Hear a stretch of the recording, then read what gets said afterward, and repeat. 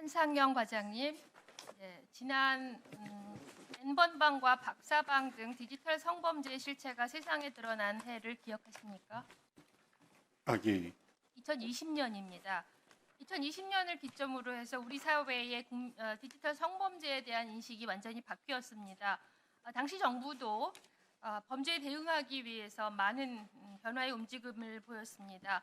대표적으로 기억하시겠습니다만 2021년 법무부는 디지털 성범죄 대응 TF를 만들어서 이 성범죄에 제대로 대응하기 위해서 국가 시스템을 구축하고자 했습니다.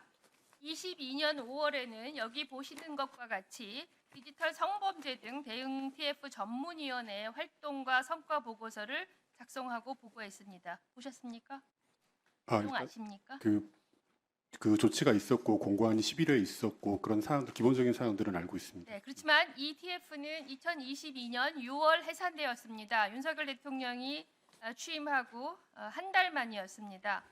법무부는 TF 해산의 이유로 소기의 목적을 달성했기 때문이라고 설명했습니다. 과장님, 달성한 소기의 목적 달성하셨습니까?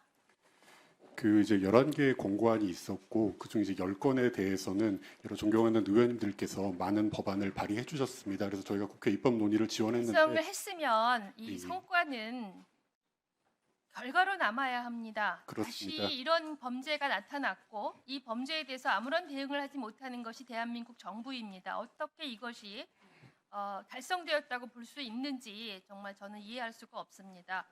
당시에 TF 교육홍보소위원회에서 준비 중이던 미발표 권고안 가운데 디지털 성범죄 예방 교육의 문제점과 현황을 진단하고 청소년 디지털 문해력 교육을 구체화하는 방안이 들어 있었습니다. 그런가 하면 법률기술소위원회에서는 디지털 성범죄자에 대한 교정교육 개선 방안 그리고 딥페이크 기술 악용에 대응하기 위한 논의도 이루어졌습니다.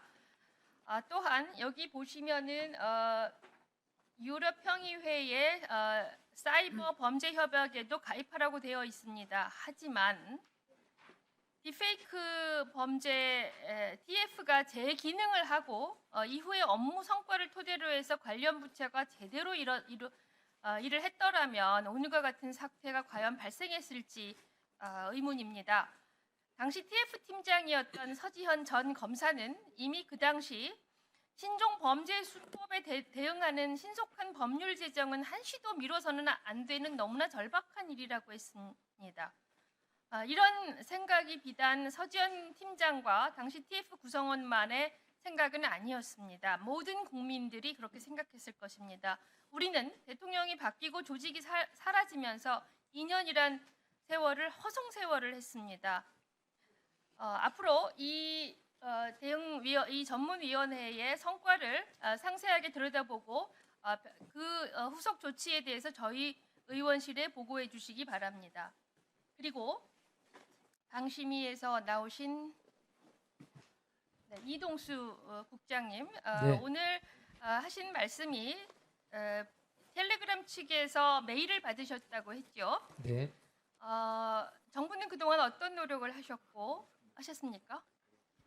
그동안 텔레그램 건에 대해서 방송통신심의위원회에서 이제 시정 요구 결정이 나면 어떻게 의사를 전달하셨습니까?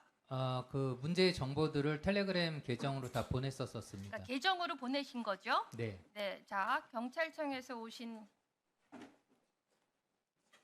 수사국장님, 네, 피의 사실이 의심되면 이메일로 보내십니까? 아니시죠? 직접 찾아가시죠? 텔레그램의 말씀입니까? 아니 어디든 일반적으로 범죄 사실이 의심되면 직접 찾아가시지 않습니까? 지금 이메일을 받으셨다고 했지만 이게 우리 정부의 노력이라고 저는 생각하지 않습니다. 지난 8월 24일 프랑스에서 텔레그램의 CEO인 파벨 드로프가 체포되었습니다. 그리고 28일에는 74억이라는 보석금을 내고서야 보석이 허가됐습니다. 그 이후에 텔레그램이 우리 정부에 반응한 것입니다. 우리 정부가 과연 그동안 텔레그램에 대해서 어떤 노력을 했고 그 결과 이렇게 성과가 있었는지 아니면 그저 프랑스나 독일 같은 나라에서 앞서가서 우리가 어부지리의 성과를 이루었는지, 그리고 모든 기관 간의 대화가 이메일에 의존한다라는 것은 저는 상식적으로 이해할 수가 없습니다. 앞으로 이 문제에 관련해서 어떤 노력을 그동안 하셨고 앞으로 구체적으로 어떤 노력을 하실 것인지는 저희 의원실로 별도로 보고해 주시기 바랍니다. 예, 국장님 보고해 주시기 바랍니다. 네. 예, 자 다음은 존경한 우리 전진숙 의원 계시죠? 예, 전진숙 의원님 질의하시기 바랍니다. 조국혁신당 김선민입니다. 차관님, 2021년 디지털 성범죄 특화 상담소 사업을 시작하셨죠? 네. 네. 디지털 성범죄 피해자에게 전문 상담사를 통해서 심층 상담, 피해 영상물 삭제 지원, 수사 동행, 법률 의료 지원 서비스 연계 등의 서비스를 제공하기 위한 사업입니다. 그런데 현재 디지털 성범죄 특화 상담소는 전국에 14곳뿐입니다. 이곳마저 인력난, 재정난에 시달리고 있습니다. 차관님, 특화 상담소 현장에 계시는 분들의 목소리를 들어보신 적이 있으십니까? 제가 그 현황 파악은 했지만 방문할 기회는 없었는데 방문을 한번 해보도록 하겠습니다. 지금까지. 업무량이 해마다 늘고 있어서 지속적으로 인력 충원을 호소해 왔습니다. 특화 상담소의 활동 실적을 보면 지원 피해자가 2021년 631명에서 23년 1751명까지 늘어났고 총 지원 건수는 7,927건에서 24,582건으로 3배 이상 늘어났습니다. 피해 영상물 삭제 지원 건수도 179건에서 5,770건으로 무려 32배 이상 증가했습니다. 상담, 또 피해 영상물 삭제 지원 등 각 지원 건수는 계속 늘고 있지만 인력과 예산이 뒷받침해주지 못한다면 피해자들을 지원하기는 어려울 것입니다. 또 디지털 성범죄 피해자의 경우 대면 심리 상담 수요가 매우 높습니다. 상담 실적이 매우 크게 늘어나고 있음에도 불구하고 전국에 있는 특화 상담소가 겨우 14곳, 그나마도 인력난, 재정난에 시달리는 이 현실을 매우 심각하게 볼 수밖에 없습니다. 지금 여성가족부가 당장 해야 할 일은 건전재정을 이유로 해서 이 작은 예산을 유지하고 밀고 나갈 것이 아니라 디지털 성범죄 피해자를 보호하고 지원하는 데 필요한 인력과 예산을 충분하게 확보하는 것입니다.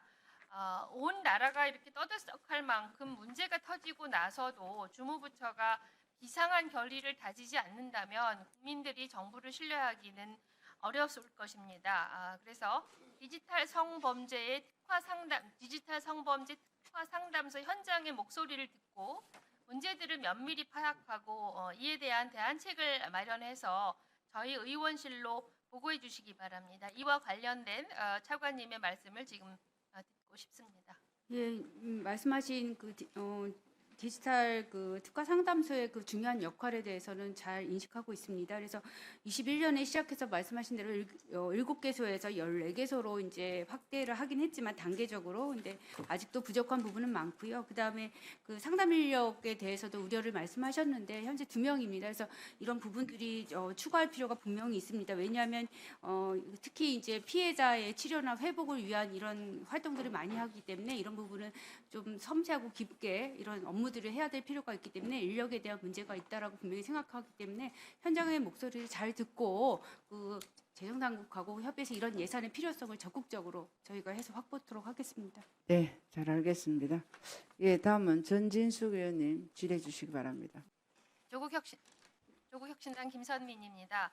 차관님, 2021년 디지털 성범죄 특화 상담소 사업을 시작하셨죠? 예. 네.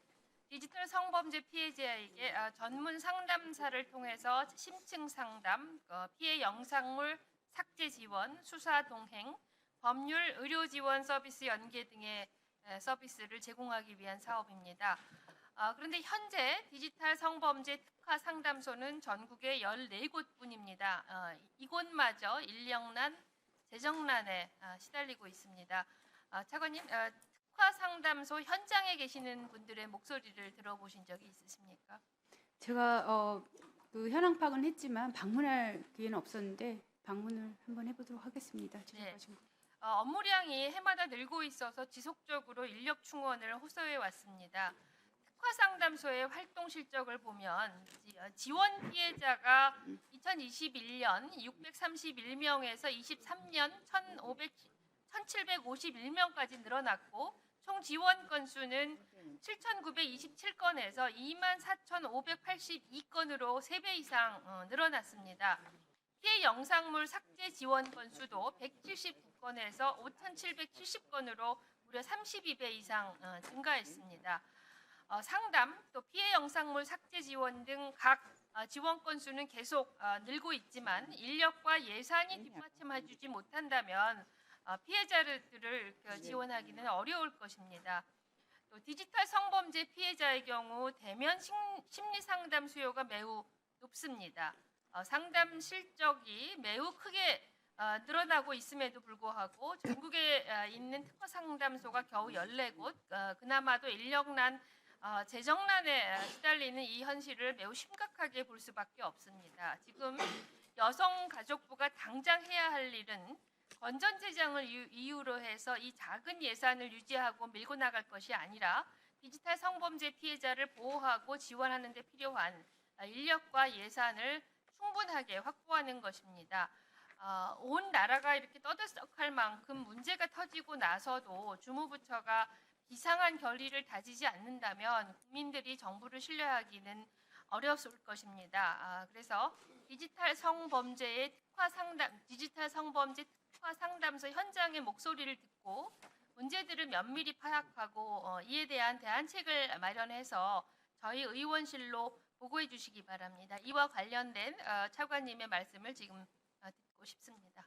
예, 말씀하신 그 디지털 그 특화 상담소의 그 중요한 역할에 대해서는 잘 인식하고 있습니다. 그래서 21년에 시작해서 말씀하신 대로 7개소에서 14개소로 이제 확대를 하긴 했지만 단계적으로 근데 아직도 부족한 부분은 많고요. 그다음에 그 상담 인력에 대해서도 우려를 말씀하셨는데 현재 2명입니다. 그래서 이런 부분들이 추가할 필요가 분명히 있습니다. 왜냐하면 특히 이제 피해자의 치료나 회복을 위한 이런 활동들을 많이 하기 때문에 이런 부분은 좀 섬세하고 깊게 이런 업무들을 해야 될 필요가 있기 때문에 인력에 대한 문제가 있다라고 분명히 생각하기 때문에 현장의 목소리를 잘 듣고 그 재정당국하고 협의해서 이런 예산의 필요성을 적극적으로 저희가 해서 확보토록 하겠습니다. 네, 잘 알겠습니다. 예, 다음은 전진숙 의원님 질의해 주시기 바랍니다.